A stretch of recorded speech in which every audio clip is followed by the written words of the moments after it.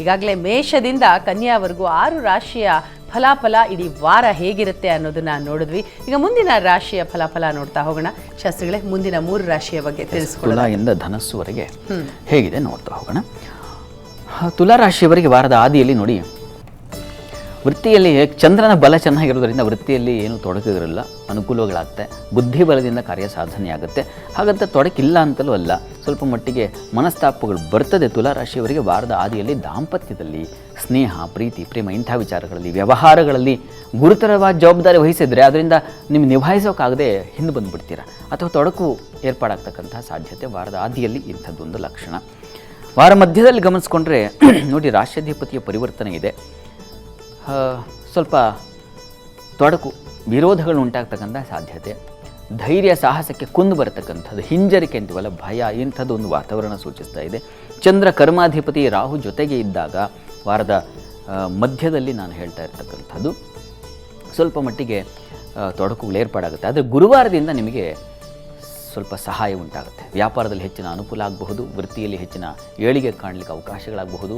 ಒಂದು ರೀತಿಯ ಏನು ಸಹಕಾರ, ಸಂಗಾತಿಯ ಸಹಕಾರದಿಂದ ಹಿಡಿದು ನಿಮ್ಮ ಸಂಪಾದನೆವರೆಗೆ ಎಲ್ಲ ಬಗೆಯ ಒಂದು ಸಹಕಾರ ಸಿಗ್ತಾ ಹೋಗುತ್ತೆ ವಾರದ ಮಧ್ಯದಲ್ಲಿ. ನಿಜಕ್ಕೂ ಉತ್ತರಾಯಣ ಕಾಲ ಒಂದು ಪುಣ್ಯ ಕಾಲ ಅಂತ ಏನಂತೀವಿ, ಒಂದು ಬದುಕಿಗೆ ಒಂದು ಶುಭ ಫಲದ ಕಾಲವು ನಿಮಗೆ ಶುರುವಾಗುತ್ತೆ ಮಧ್ಯದಿಂದ, ಗುರುವಾರದಿಂದ.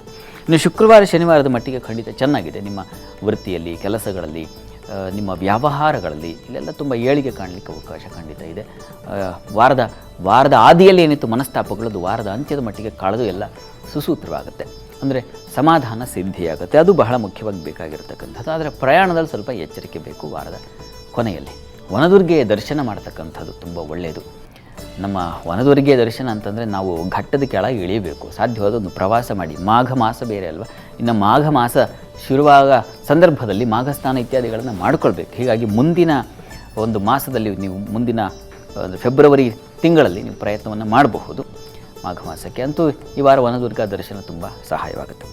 ಇನ್ನು ನಂತರ ವೃಶ್ಚಿಕ ರಾಶಿಯನ್ನು ಗಮನಿಸ್ಕೊಂಡ್ರೆ, ವೃಶ್ಚಿಕ ರಾಶಿಯಿಂದ ಸಪ್ತಮ ಸ್ಥಾನ ಅದು ವೃಷಭ, ಅಲ್ಲಿ ಮಾಂದ್ಯ ಉದಯಾಗಿದೆ. ವಾರದ ಆದಿಯಲ್ಲಿ ಸ್ವಲ್ಪ ಮಟ್ಟಿಗೆ ತೊಡಕುಗಳುಂಟಾಗುತ್ತೆ. ಈ ಬಾಂಧವ್ಯಗಳಲ್ಲಿ, ವ್ಯವಹಾರಗಳಲ್ಲಿ, ದೂರ ಪ್ರಯಾಣ ಇದ್ದರೆ ಅಲ್ಲಿ ತೊಡಕುಗಳನ್ನು ಸೂಚಿಸ್ತಾ ಇದೆ. ವೃತ್ತಿಯಲ್ಲಿ ತೊಡಕಿಲ್ಲ, ಧೈರ್ಯ ಸಾಹಸದಿಂದ ಕೆಲಸವನ್ನು ಮಾಡಿಬಿಡ್ತೀರ, ಕಷ್ಟಪಟ್ಟಾದರೂ ಸಾಧಿಸ್ತಕ್ಕಂಥ ಸಾಧ್ಯತೆ ಇದೆ. ಸ್ನೇಹಿತರ ಸಹಕಾರ ಚೆನ್ನಾಗಿರ್ತದೆ. ಚಂದ್ರ ಶನಿ ಅಲ್ಲಿ ಇಬ್ಬರಿಗೂ ಪಕ್ಷದ ಬಲ ಚೆನ್ನಾಗಿರೋದ್ರಿಂದಾಗಿ, ಚಂದ್ರನಿಗೆ ಶನಿಗೂ ಬಲ ಇರೋದ್ರಿಂದಾಗಿ ಹಳೆಯ ಮಿತ್ರರಿಂದ ಸಹಾಯ ಸಿಗ್ತಕ್ಕಂಥ ರೀತಿಯಲ್ಲಿ ಕಾಣ್ತೀರಾ ವಾರದ ಆದಿಯಲ್ಲಿ. ಇನ್ನು ವಾರ ಮಧ್ಯದಲ್ಲಿ ಗಮನಿಸ್ಕೊಂಡ್ರೆ ಸ್ವಲ್ಪ ಆರೋಗ್ಯ ವ್ಯತ್ಯಾಸ ಆಗ್ತಕ್ಕಂಥದ್ದು, ಉದರ ಬಾಧೆಯನ್ನು ಸೂಚಿಸ್ತಾ ಇದೆ. ಮತ್ತು ಶತ್ರುಗಳ ವಿರೋಧ ಬರತಕ್ಕಂಥ ಸಾಧ್ಯತೆ, ಸಾಲ ಮಾಡಲೇಬೇಕಾದ ಅನಿವಾರ್ಯತೆ ಬರತಕ್ಕಂಥದ್ದು. ವ್ಯಯಾಧಿಪತಿ ಧನಸ್ಥಾನಕ್ಕೆ ಬಂದಾಗ ಹೆಚ್ಚಿನ ಖರ್ಚು, ಅದರಲ್ಲೂ ಸ್ತ್ರೀಯರಿಗೆ ಹೆಚ್ಚಿನ ಖರ್ಚು, ಇವುಗಳನ್ನು ಕಾಣ್ತೀರಾ.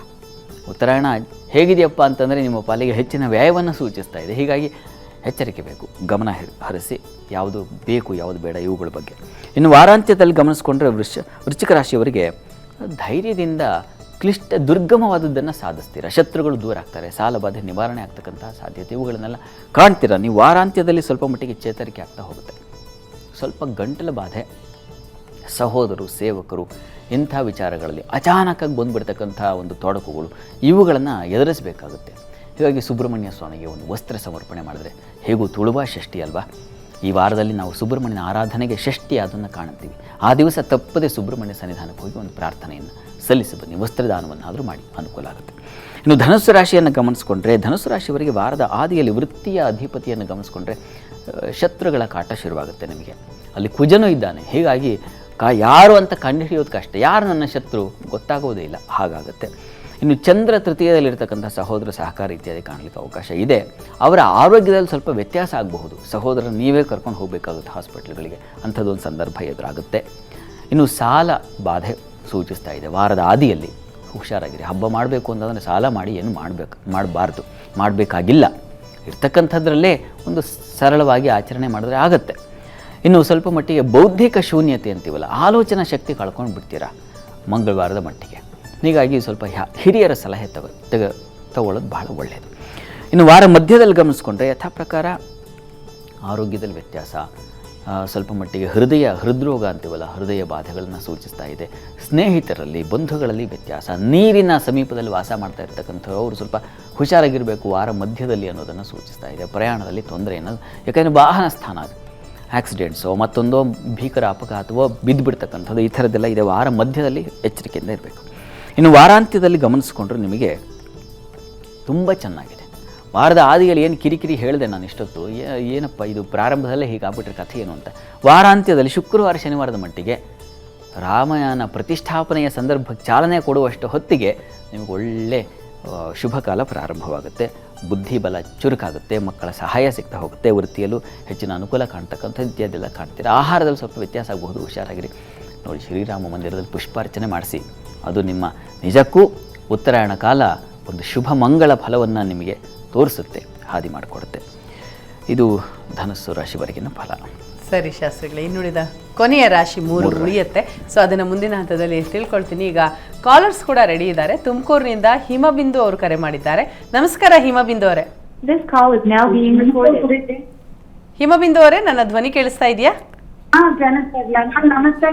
ದಯವಿಟ್ಟು ತಮ್ಮ ಟಿವಿ ವಾಲ್ಯೂಮ್ ಅನ್ನ ಮ್ಯೂಟ್ ಮಾಡಿ ಮಾತಾಡಿ ಹಿಮಬಿಂದು, ಎಕೋ ಹೊಡಿತಾ ಇದೆ. ಓಕೆ, ತಮ್ಮ ಯಾರ ಬಗ್ಗೆ ಕೇಳಬೇಕಾಗಿತ್ತು? ತಮ್ಮ ಪ್ರಶ್ನೆ ಏನು? ಮಗಳ ಬಗ್ಗೆ. ಮಗಳ ಡೇಟ್ ಆಫ್ ಬರ್ತ್ ಹೇಳ್ತೀರಾ? 5/6/92 ಕರೆಕ್ಟಾ? ಸಮಯ ರಾತ್ರಿ 1:45. 1:40 ಅಂದ್ರೆ ಅದು 5ನೇ ತಾರೀಕೆ ಬೀಳತ್ತಾ ಅಥವಾ 6ನೇ ತಾರೀಕಿಗೆ ಬೀಳತ್ತಾ? ಗೊತ್ತಿಲ್ಲ. 1:40. ಓಕೆ, ಏನ್ ಕೇಳ್ಬೇಕಾಗಿತ್ತು ಮಗಳ ಬಗ್ಗೆ? ಮಗಳ ಬಗ್ಗೆ ಮಗಳಾಗೈತೆ ಮೇಡಮ್, ಅವ್ರ ಕೆಲ್ಸಕ್ಕೆ ಇದ್ ಮಾಡ್ತಾರೆ. ಯಾಕೆ ಮದ್ವೆ ಆಗಿದೆ, ಕೆಲ್ಸದ ಬಗ್ಗೆ ಟ್ರೈ ಮಾಡ್ತಿದ್ದಾರಾ? ಮಾಡ್ತಾರೆ. ಹಾ, ಸರಿ. ವೃತ್ತಿಯ ಬಗ್ಗೆ ತಮ್ಮ ಪ್ರಶ್ನೆ ಇದೆ. ನಮಸ್ಕಾರ ಹಿಮಬಿಂದು ಅವರೇ. ನಮಸ್ಕಾರ. ನಿಮ್ಮ ಧ್ವನಿ, ನಿಮ್ಮ ವಾಯ್ಸ್ ಇದೆಯಲ್ಲ, ತುಂಬ ಬ್ರೇಕ್ ಆಗ್ತಾ ಇದೆ. ಪ್ರಶ್ನೆ ಅರ್ಥ ಆಗಿದೆ. ಗೊತ್ತಾಯ್ತು ನಿಮ್ಮ ನಂತೂ ನಿಮ್ಮ ಮಾತು ತುಂಬ ಬ್ರೇಕ್ ಆಗ್ತಾಯಿದೆ, ಆದರೂ ಉತ್ತರ ಕೊಡ್ತೀನಿ. ನಿಮ್ಮ ಪ್ರಶ್ನೆ ಅರ್ಥ ಆಗಿದೆ. ಈಗ ಕೆಲಸಕ್ಕೆ ಪ್ರಯತ್ನ ಮಾಡ್ತಾ ಇದ್ದೀರಾ, ಆದರೆ ಪ್ರಯತ್ನ ಆಗ್ತಾ ಇಲ್ಲ, ಅದು ಫಲ ಕೊಡ್ತಾ ಇಲ್ಲ, ಯಾಕೆ ಅಂತ ನಿಮ್ಮ ಪ್ರಶ್ನೆ. ಈಗ ಕೇತು ದಶೆಯಲ್ಲಿ ಇವರಿಗೆ ನಡೀತಾ ಇರ್ತಕ್ಕಂಥದ್ದು ಶನೈಶ್ಚರನ ಕಾಲ ನಡೀತಾ ಇದೆ. ಶನೈಶ್ಚರ ಅನುಕೂಲಕರವಾಗಿದ್ದಾನೆ ಜಾತಕದಲ್ಲಿ, ಯೋಚನೆ ಮಾಡೋದು ಬೇಡ. ಹತ್ತಿರದಲ್ಲಿ ಯಾವುದಾದ್ರು ಶನಿ ಮಂದಿರ ಇದ್ದರೆ ಆ ಶನೈಶ್ಚರನಿಗೆ ಪ್ರತಿ ಶನಿವಾರ ಎಳ್ಳೆಣ್ಣೆಯಿಂದ ದೀಪವನ್ನು ಹಚ್ಚಲಿಕ್ಕೆ ಹೇಳಿ. ಅದು ತುಂಬ ಸಹಾಯವಾಗುತ್ತೆ, ಅನುಕೂಲ ಆಗುತ್ತೆ. ಪ್ರತಿ ಶನಿವಾರ ಹೀಗೆ 9 ಶನಿವಾರ ಎಳ್ಳೆಣ್ಣೆಯಿಂದ ದೀಪ ಹಚ್ಚೋದು ಸಣ್ಣ ಸರಳವಾದ ಪರಿಹಾರ. ಅವರೇ ಹೋಗಿ ಮಾಡಲಿ, ಅದು ತುಂಬ ಸಹಾಯ. 9 ವಾರದೊಳಗೆ ನಿಮಗೆ ಫಲವೂ ಗೊತ್ತಾಗುತ್ತೆ. ಶ್ರದ್ಧೆ ಬೇಕು, ಭಕ್ತಿ ಬೇಕು, ಆ ರೀತಿಯಲ್ಲಿ ಮಾಡಲಿ, ಒಳ್ಳೆಯದಾಗಲಿ. ಸರಿ ಶಾಸ್ತ್ರಿಗಳೇ, ಇನ್ನು ಸಾಕಷ್ಟು ಜನ ಕಾಲರ್ಸ್ ಇದ್ದಾರೆ, ಅವ್ರನ್ನ ಮಾತನಾಡಿಸ್ತೀನಿ. ಆದರೆ ಅದಕ್ಕೂ ಮುನ್ನ ಒಂದು ಪುಟ್ಟ ವಿರಾಮ.